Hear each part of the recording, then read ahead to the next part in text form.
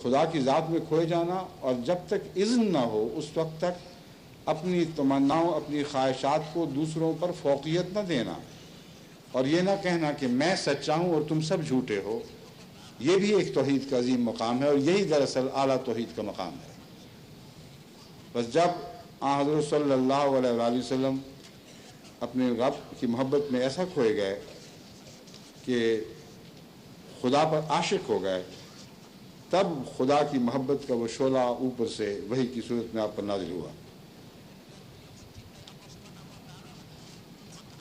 روایات، سیرت ابن ہشام کی ایک روایت ہے جس میں ابن اسحاق کہتے ہیں کہ حضرت صلی اللہ علیہ وآلہ وسلم رمضان کے مہینے میں خصوصیت کے ساتھ غار حرا میں جا کر قیام فرمایا کرتے تھے، یہاں تک کہ ایک ایسے ہی وقت میں جب کہ غار حرا میں آپ رمضان کے مہینے میں قیام فرما تھے، جبرائیل آپ پر نازل ہوئے، اور یہی آپ کی وحی کا آغاز ہے۔ جب حضور اکرم صلی اللہ علیہ وآلہ وسلم نے اللہ کے حکم سے وحی کا آغاز، نبوت کا آغاز فرمایا یا رسالت کا آغاز فرمایا، تو جہاں لوگوں نے اشقا محمد الربہ کہہ کر در حقیقت آپ کی صداقت کو تسلیم کیا، مگر وہ اشقا کے معنوں میں صرف محبت نہیں لیتے تھے بلکہ محبت کا جنون لیتے تھے۔ عشق و جنون سے ایک تعلق ہے، اور عشق کے نتیجے میں جنون پیدا ہوتا ہے، اور انسان دوسروں سے اس طرح کھو جاتا ہے گویا پاگل اپنی ذات میں کھویا گیا ہے۔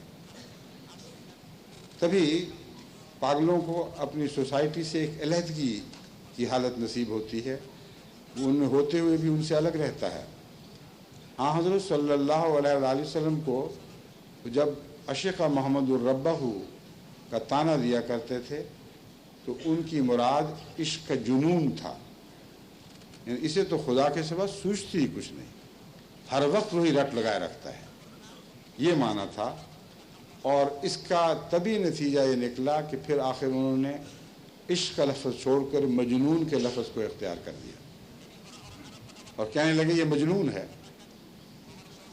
کیوں مجنون کہا گیا؟ اصل میں اس لفظ مجنون میں آپ کی صداقت کی ایک عظیم شان دلیل تھی۔ وہی شخص جو اپنے مفادات کی پرواہ نہ کرے اور ادنا غرض بھی اپنے مفاد سے نہ رکھے، وہی دراصل مجنون ہوا کرتا ہے۔ پاگل اسی کو کہتے ہیں جس کی ہر بات اپنی ذات سے بے تعلق ہو جائے، وہ ایسی باتیں کرتا ہے جس کے نتیجے میں اس کا بد اثر لوگوں پر پڑتا ہے، وہ ایسی باتیں کرتا ہے جس کے نتیجے میں اس کی ذات خود نقصان اٹھاتی ہے۔ آگ میں ہاتھ ڈالے گا تو اپنے آپ کو جلائے گا، اچانک کسی پر حملہ آور ہوگا تو لوگ زنجیروں میں باندھ کے جکڑ دیں گے۔ پاگلوں والی ہرزہ سرائی کرتا ہے، بکواس کرتا ہے تو لوگ اس سے الگ ہوتے ہیں، کبھی اس کو ڈرگز پلا پلا کر سلا دیتے ہیں، کبھی بستروں سے زنجیروں سے باندھ دیتے ہیں۔ غرضی کہ ہر پاگل پن کا نتیجہ خود پاگل کے برخلاف نکلتا ہے۔ بس دوسری گواہی انہوں نے یہ دی کہ عجیب شخص ہے، ایسی باتیں کر رہا ہے جو کلیتاً اس کے مفاد کے خلاف ہیں۔ ہر جو اعلان کرتا ہے لوگ اس کے اوپر اس اعلان پر اس کے دشمن ہو جاتے ہیں، اس کے پیاروں کے دشمن ہو جاتے ہیں، ہر طرح کے اذیت اسے پہنچاتے ہیں، لیکن باز نہیں آ رہا۔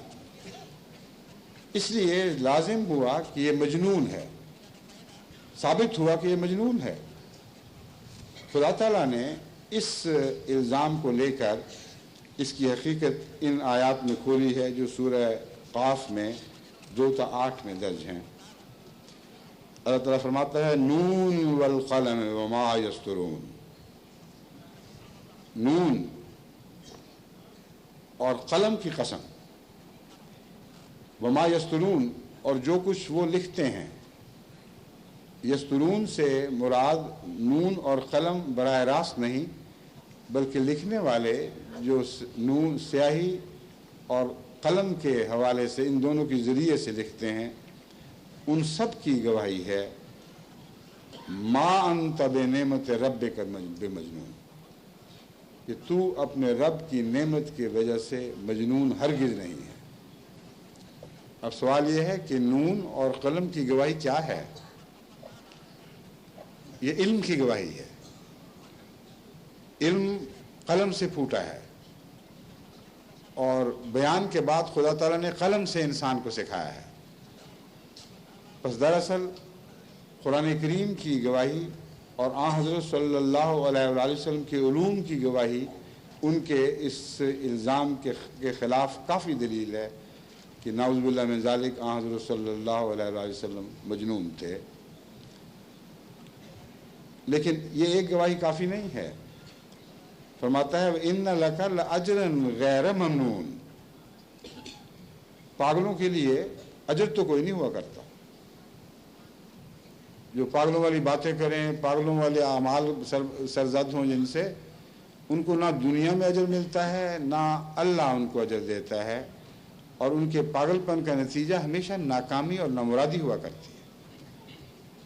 بس محمد رسول اللہ کو تم کیسے مجنون کہتے ہو؟ حضرت صلی اللہ علیہ وآلہ وسلم کو مخاطب کر کے اللہ فرماتا ہے اِنَّكَ لَأَجْرًا غَيْرَ مَمْنُونَ، تیرے لیے تو نہ ختم ہونے والے اجر کا ایک سلسلہ جاری ہو گیا ہے۔ تیرا ہر اگلا دن پہلے سے بہتر ہو رہا ہے۔ دن بدن تیرا ماحول جو پہلے تیرا مخالف تھا، جو جان لیوا ماحول تھا، وہ تجھ پر جان نثار کرنے والا بنتا چلا جا رہا ہے۔ دن بدن تیری عظمت بڑھتی چلی جا رہی ہے، اور ہر آنے والا دن گواہ بن رہا ہے کہ تو مجنون نہیں، کیونکہ مجنونوں کا یہ انجام نہیں ہوا کرتا۔ اور غیر ممنون میں قیامت تک کے لیے حضور صلی اللہ علیہ وآلہ وسلم کی سلسلے کا نشو و نما پانا اور آپ کی امت کا بڑھتے چلے جانا شامل ہے۔ اور غیر ممنون میں مرنے کے بعد کی دنیا میں، یعنی اگلے جہان میں بھی اس اجر کے سلسلے کا غیر منقطع ہونا شامل ہے۔ فَسَتُبْصِرُ وَيُبْصِرُونَ، پس تو بھی دیکھ لے گا اور یہ بھی دیکھ لیں گے۔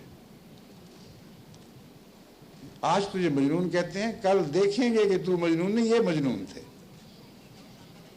فَسَتُبْصِرُ وَيُبْصِرُونَ بِأَيِّكُمُ الْمَفْتُونُ، خود یہ گواہ بن جائیں گے اور کہیں گے کہ ہم پاگل ہوا کرتے تھے، یہ پاگل نہیں تھا۔ اور حضور صلی اللہ علیہ وآلہ وسلم کی زندگی میں یہ عظیم انقلاب برپا ہوا کہ تمام عرب اپنے آباء و اجداد کو پاگل کہنے لگا، اور حضرت محمد رسول اللہ کی عقل کے گیت گانے لگا، اور تمام فراست اور تمام عقل حضرت صلی اللہ علیہ وآلہ وسلم کے قدموں پر نچھاور کرنے لگا، کیونکہ آپ ہی قدموں سے وہ فراست پھوٹی تھی، آپ ہی کے قدموں سے وہ عقل کے چشمے جاری ہوئے تھے۔ جس طرح اسماعیل کی ایڑیوں سے ایک چشمہ جاری ہوا، حضرت صلی اللہ علیہ وآلہ وسلم کے قدموں کے نیچے سے ہمیشہ کے لیے برکتوں، رحمتوں، فراست اور عقل کے چشمے جاری ہوئے، جن سے آج تک ہم فیضیاب ہو رہے ہیں، آج تک ہم سیراب ہو رہے ہیں۔ ایک تو زمزم وہ ہے جو اسماعیل کی ایڑیوں سے پھوٹا تھا، ایک زمزم وہ ہے جو حضرت محمد مصطفیٰ صلی اللہ علیہ وآلہ وسلم کے قدموں کے تلے سے نکلا، اور اسی کا نام کوثر ہے جو نہ ختم ہونے والا ہے، غیر ممنون ہے۔ پھر اللہ تعالیٰ فرماتا ہے ان ربک هو اعلم بمن ضل عن سبیلہ وهو اعلم بالمہتدین، اللہ ہی ہے جو جانتا ہے کہ کون گمراہ ہے اور کون سیدھے راستے پر ہے۔ بعض دفعہ ادائیں دونوں کی ملتی جلتی ہیں آغاز میں، یعنی انبیاء بھی پاگل دکھائی دیتے ہیں اور پاگل بھی پاگل دکھائی دیتے ہیں، مگر دونوں کے انجام میں اتنا فرق ہوتا ہے کہ وہ انجام دکھا دیتا ہے کہ پاگل کون تھا اور عقل رسا کون رکھتا تھا۔ بس اللہ تعالیٰ نے یہ مضمون یوں بیان فرمایا کہ اللہ جانتا ہے اور اس کو وہ ظاہر فرما دے گا، یہ مراد ہے۔